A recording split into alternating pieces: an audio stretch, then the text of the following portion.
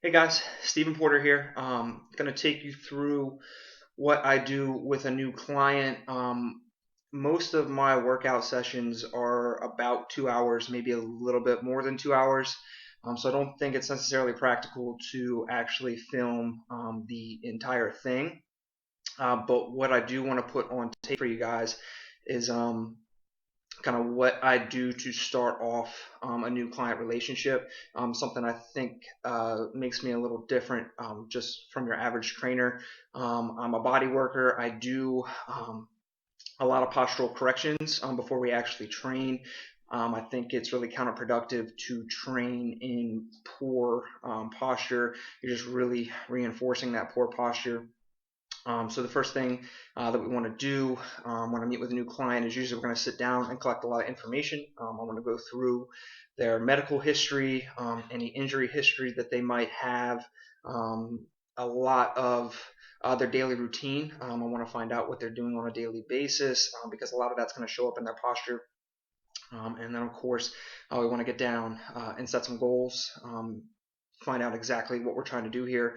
Now, with basketball players, obviously, a lot of their a lot of what I want to see from them is going to be their gait, what they're doing while they're on the court. But also, I think it's actually really important to find out what they're doing off the court too, because if these guys are playing like 6 hours of video games a day or something like that kid from I think it was Kentucky said, that's going to affect their posture too, and that's important to know. Like I said, first thing we're going to go through is doing like a medical history, injury history. We've already gone through that with Colin here, so we're not gonna get into that. He's a police officer, so he spends about 6 hours a day at work on his feet. So I'm already, with that in mind, kind of expecting to see some hyperactive muscles in his posture. Going to go through his posture and see exactly where he's holding it. Most people that I see that stand up a lot end up with trigger points in their soleus, probably a little bit in the rhomboids and trapezius as well. Colin also spends about, what would you say, about 4 to 6 hours a week playing basketball? Yeah, sure. Roughly 4 to 6 hours a week playing basketball. I'm sure you guys are already, well aware of all the muscles that are going to be overused when you're playing basketball. Expect to find a lot in the anterior and lateral compartments of the shin, a lot in the hamstrings, a lot in the quads, pretty much everything in the lower body. So the first thing I'm going to do after I go through kind of the injury history and what they're doing on a daily basis is get into body reading. So I'm going to have Colin find his proper posture. Okay. Align your center of gravity straight up through your head. Okay. And the first thing I'm going to do is check the position of the feet. The position of the feet is going to tell us a lot about what's going on with the head of the femur and the hips. First thing I see here, Colin's right foot is seriously externally rotated. I'm going to follow that up. Probably going to find, once I palpate the hamstrings and deep hip rotator, some trigger points. Right hamstring feels pretty tight. Also feeling a pretty good bit here in the lateral shin area. Also going to check out the lateral malleolus, see if it's pulled forward. Lateral malleolus looks like it's pulled forward just a little bit. Also maybe pulled up a little bit. Not surprising. Like I said, given that he stands for a lot of the time. Also going to go through here, look at the same thing. Not as much external rotation in the left foot, looks pretty good, but I am feeling a pretty big trigger point in the left soleus. And when I look at the medial malleolus, I can see that looks like it's pulled up and in a little bit. Not surprising, if there's going to be a trigger point here, this is going to be pulled up. From there, I'm going to check out the knees, see what we can find out from the knees. This one doesn't look too bad.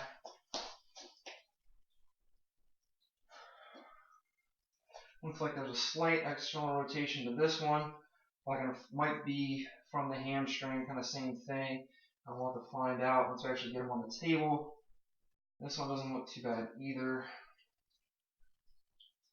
A little bit here in the quad. Alright. From there, we're going to move up to the ASIS. See if there's any differences from left to right.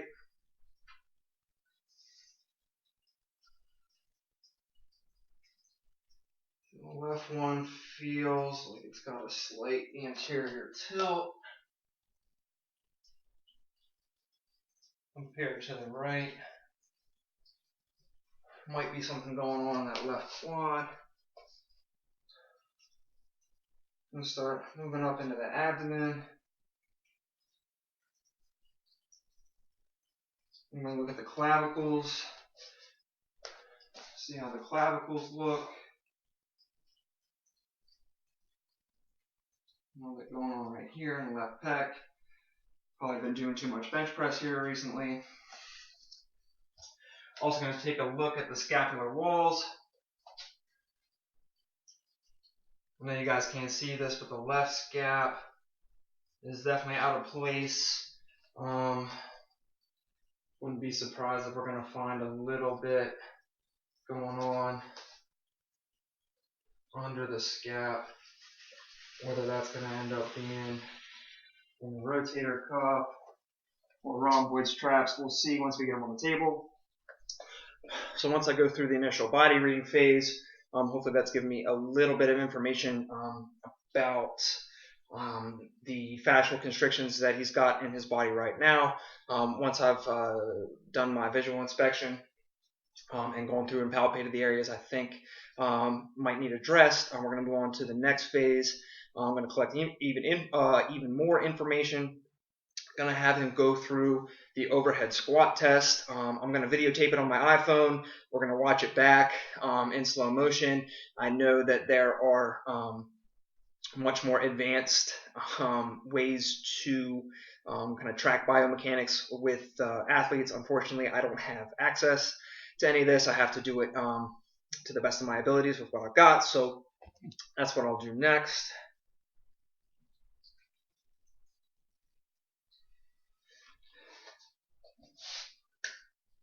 Going to take a video first from the front and then from the side.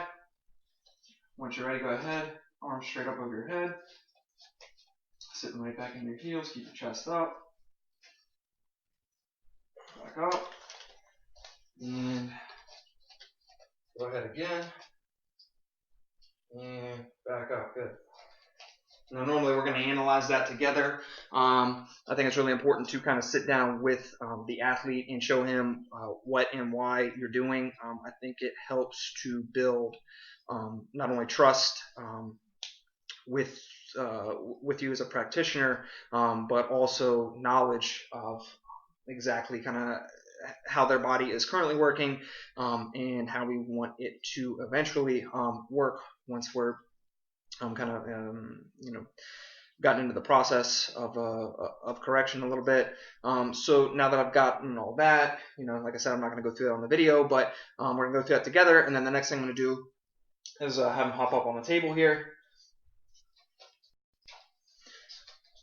Again, gonna kind of the last phase of information gathering I'm going to do here. I'm going to again palpate the areas I think are going to be problem areas. But also while I have him on the table, I can kind of take him through some ranges of motion since he's prone.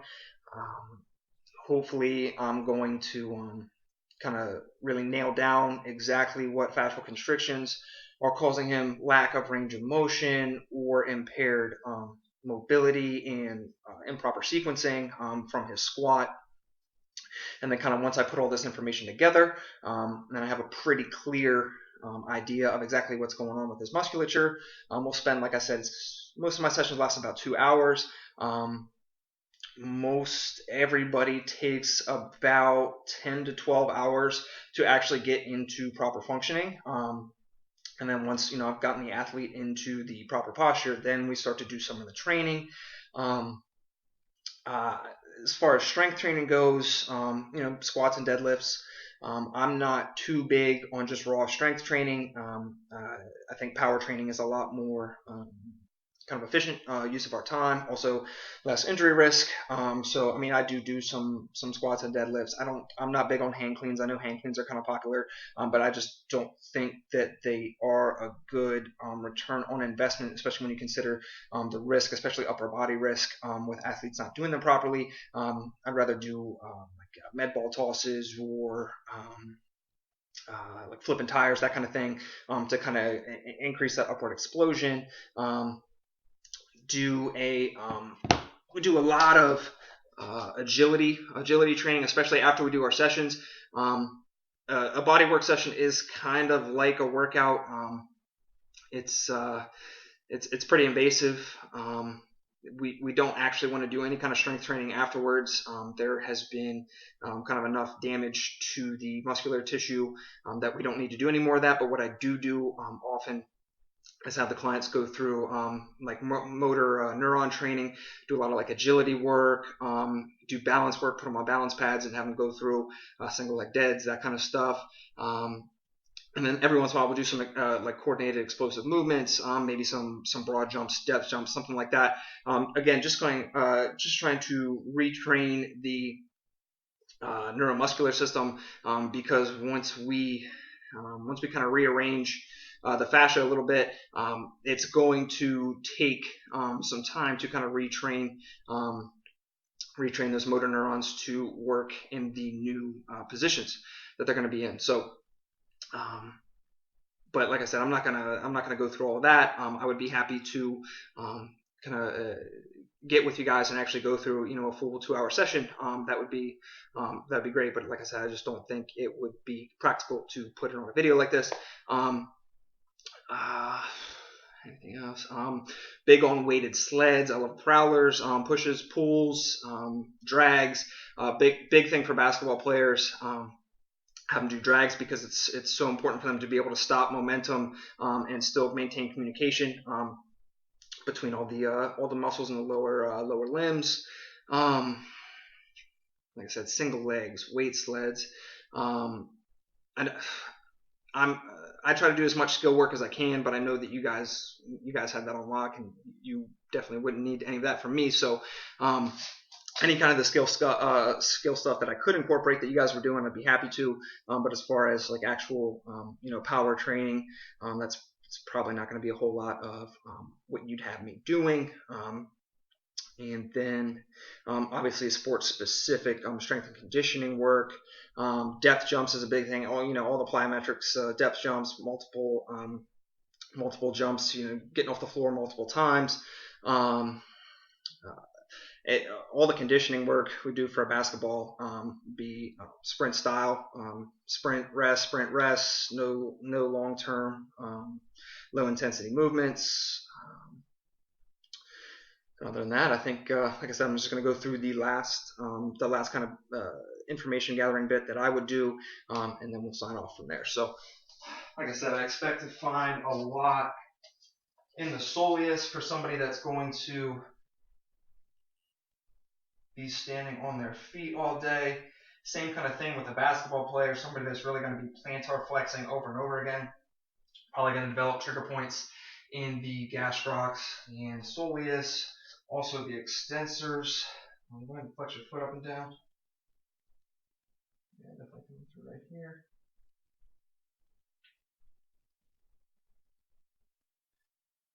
Tighten the soleus. Perineals definitely need some work. Okay, follow that up.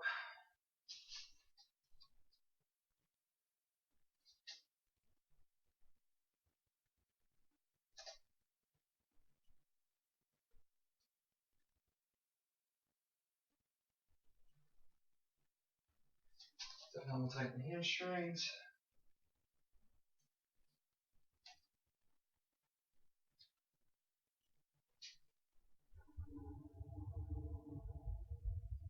Glutes don't feel too bad considering.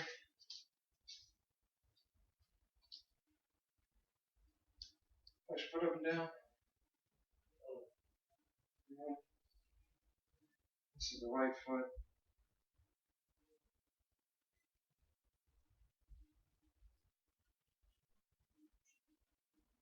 Notice there's a major cave of the right foot in her squat, even though we didn't actually go through it together on the phone. Another thing I forgot to mention, if the client is not comfortable doing this without the shirt off, totally cool with that. I can gain as just the same amount of information just by palpating, but I like to go through it if they are comfortable with it, shirt off, so that I can also get a visual of all the different anatomical structures.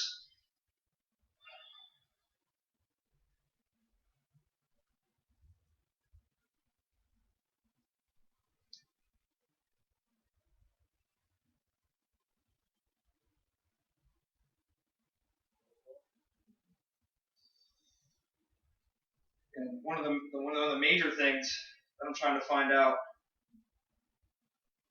here is exactly which fibers are tight and which ranges of motion they're inhibiting, so that way I can be sure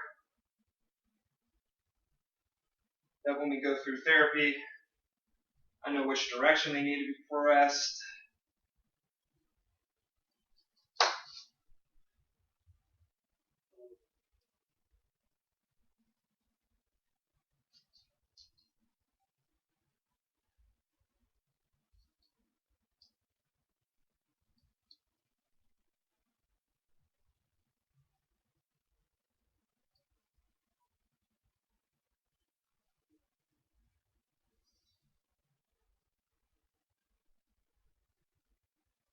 Another thing that I'm finding here is that the right side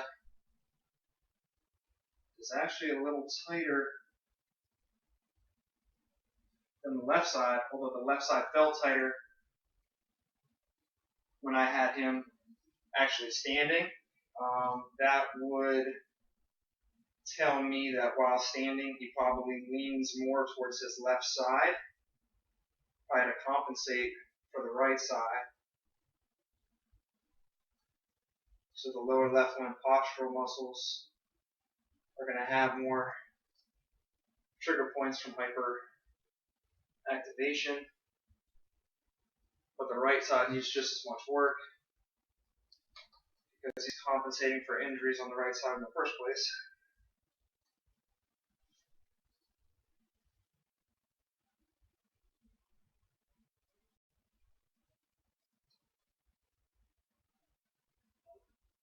Definitely a very big trigger point here in the rhomboid, which is again not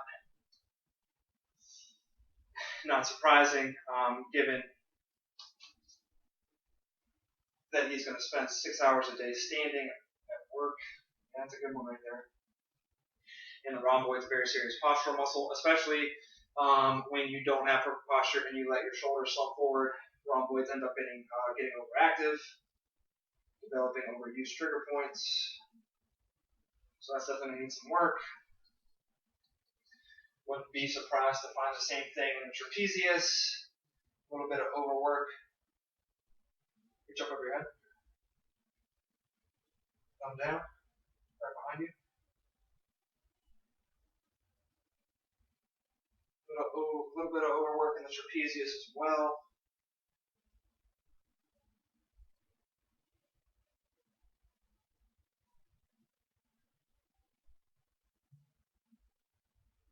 For holding that posture.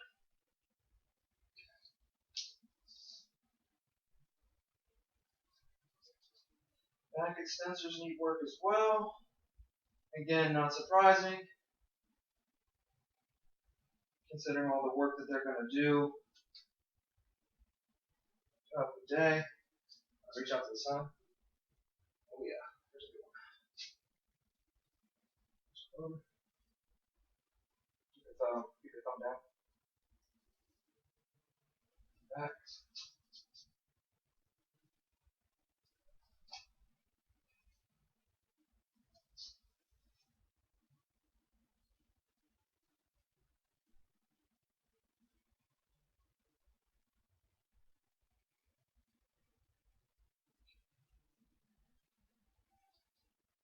This one feels more like the mid-trap than it does the rhomboid.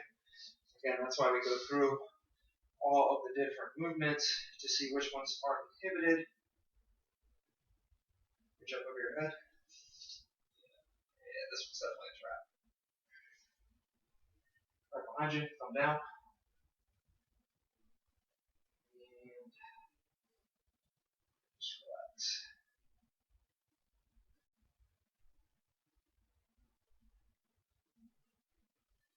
Alright, roll on your back.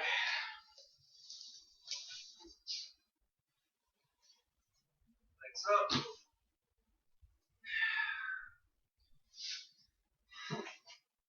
Put them down.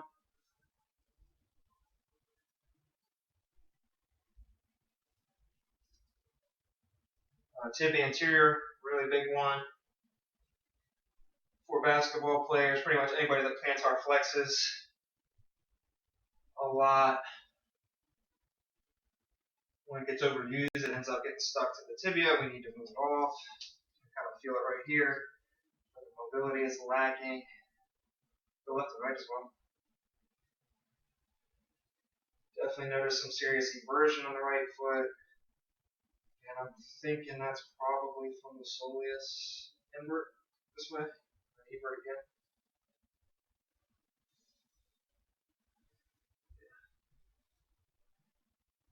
Definitely need some work. Soleus, and I think you can open the gastrocs here. Flex up and down.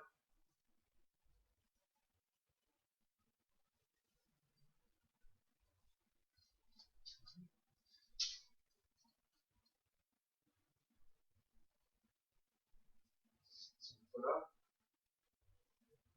Send it like a little bit. That's the lateralis here, but again, for somebody that plays basketball, this is going to be a very hyperactive muscle, so it's going to need a lot of work. Take it back down. Then I'm going to check TFL. How the hip flexion going when you're running. Put your knee up into your chest.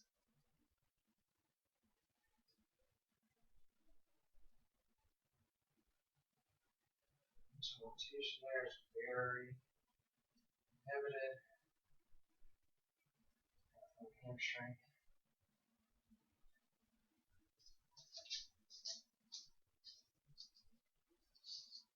Let's go up and down. Oh, there's a good one.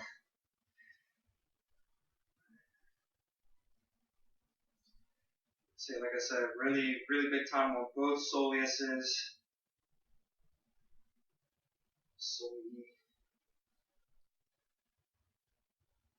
Probably from all that standing, combination, that, and the plantar flexion for playing basketball.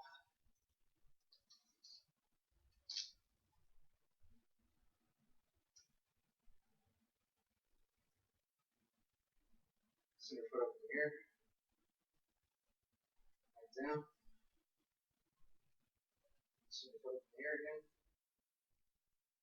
back down.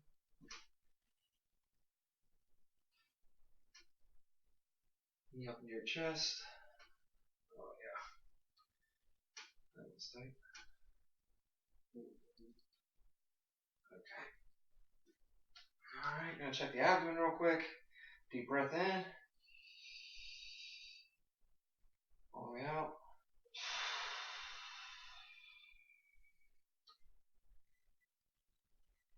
Deep breath in again. All the way out.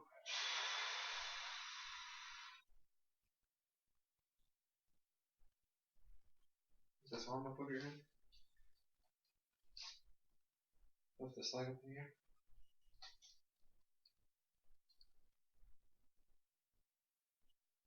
Okay, feels pretty local. On back.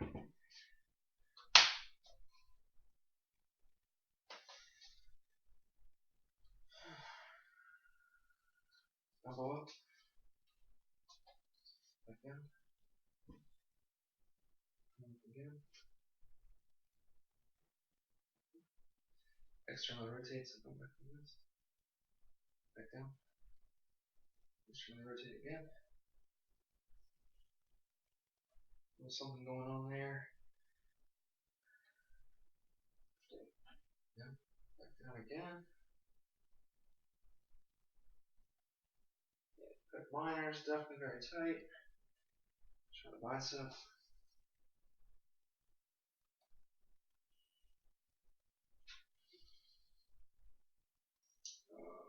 Do I open the door now? Super neat crummy. A little bit going on there for bicep. Want to check the forearms a lot, especially for anybody that's gripping. Not huge in basketball, but if you are doing a lot of weight training, forearms are always neglected. It can cause a lot of problems, especially up into your neck. Flex your hand up again.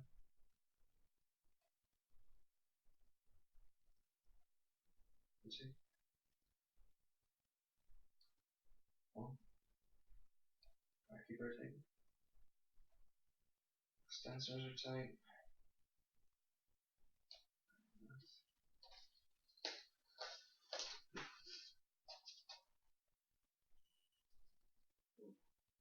One more.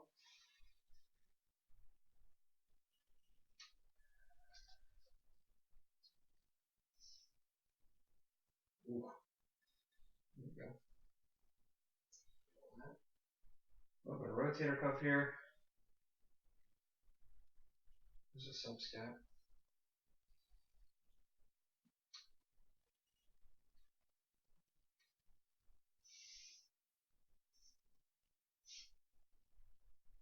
Okay.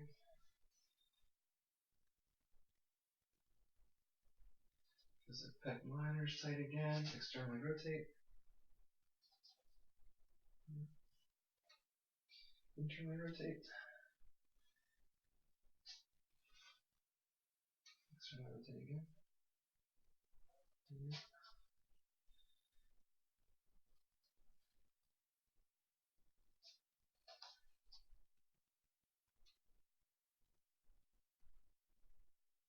Supinate right.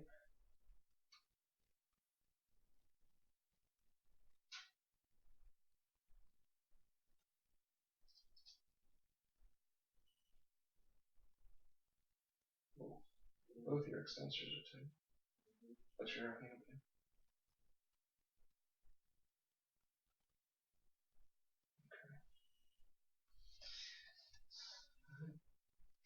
So that pretty much do it. Now that we've gone through all of that, I should have enough information to kind of program exactly what needs to happen to get Colin back into his optimal posture.